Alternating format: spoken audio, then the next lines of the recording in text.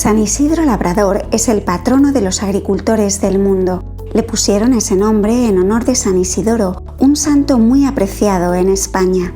Sus padres eran unos campesinos sumamente pobres que ni siquiera pudieron enviar a su hijo a la escuela, pero en casa le enseñaron a tener temor a ofender a Dios y gran amor de caridad hacia el prójimo y un enorme aprecio por la oración y por la Santa Misa y la Comunión.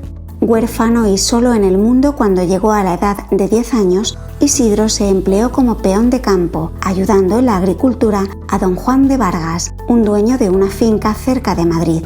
Allí pasó muchos años de su existencia labrando las tierras, cultivando y cosechando. Se casó con una sencilla campesina que también llegó a ser santa y ahora se llama Santa María de la Cabeza, no porque ese fuera su apellido, sino porque su cabeza es sacada en procesión en rogativas cuando pasan muchos meses sin llover.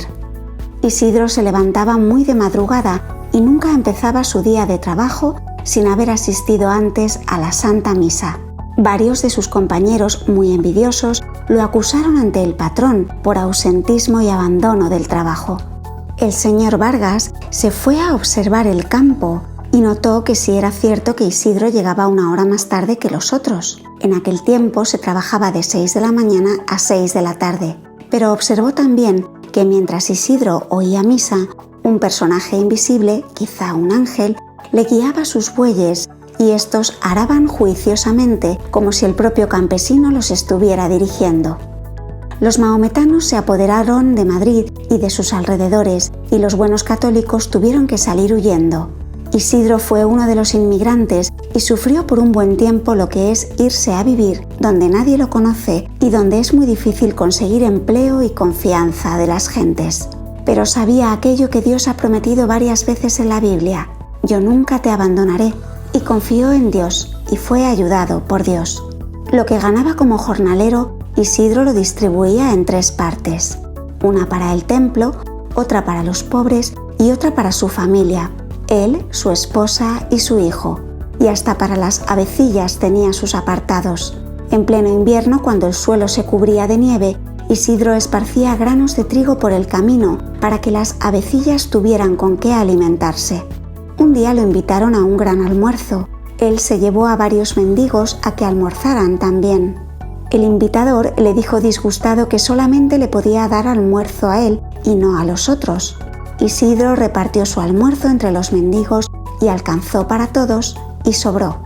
Los domingos los distribuía así: un buen rato en el templo rezando, asistiendo a misa y escuchando la palabra de Dios; otro buen rato visitando pobres y enfermos, y por la tarde saliendo a pasear por los campos con su esposa y su hijo.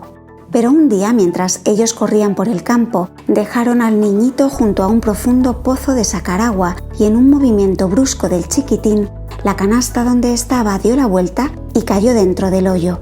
Alcanzaron a ver esto los 2 esposos y corrieron junto al pozo, pero este era muy profundo y no había cómo rescatar al niño. Entonces se arrodillaron a rezar con toda fe y las aguas de aquel aljibe fueron subiendo y apareció la canasta con el niño, y a este no le había sucedido ningún mal. No se cansaron nunca de dar gracias a Dios por tan admirable prodigio. Volvió después a Madrid y se alquiló como obrero en una finca, pero los otros peones, llenos de envidia, lo acusaron ante el dueño de que trabajaba menos que los demás por dedicarse a rezar y a ir al templo. El dueño le puso entonces como tarea a cada obrero cultivar una parcela de tierra, y la de Isidro produjo el doble que la de los demás, porque nuestro Señor le recompensaba su piedad y generosidad. En el año 1130, sintiendo que se iba a morir, hizo humilde confesión de sus pecados y recomendando a sus familiares y amigos que tuvieran mucho amor a Dios y mucha caridad con el prójimo, murió santamente. A los 43 años de haber sido sepultado, en 1163, sacaron del sepulcro su cadáver y estaba incorrupto, como si estuviera recién muerto. Las gentes consideraron esto como un milagro. Poco después, el rey Felipe III se hallaba gravísimamente enfermo y los médicos dijeron que se moriría de aquella enfermedad. Entonces sacaron los restos de San Isidro del templo, a donde los habían llevado cuando los trasladaron del cementerio. y tan pronto como los restos salieron del templo, al rey se le fue la fiebre y al llegar junto a él los restos del santo, se le fue por completo la enfermedad. A causa de esto, el rey intercedió ante el sumo pontífice para que declarara santo al humilde labrador, y por este y otros muchos milagros, el Papa lo canonizó en el año 1622, junto con Santa Teresa, San Ignacio, San Francisco Javier y San Felipe Neri.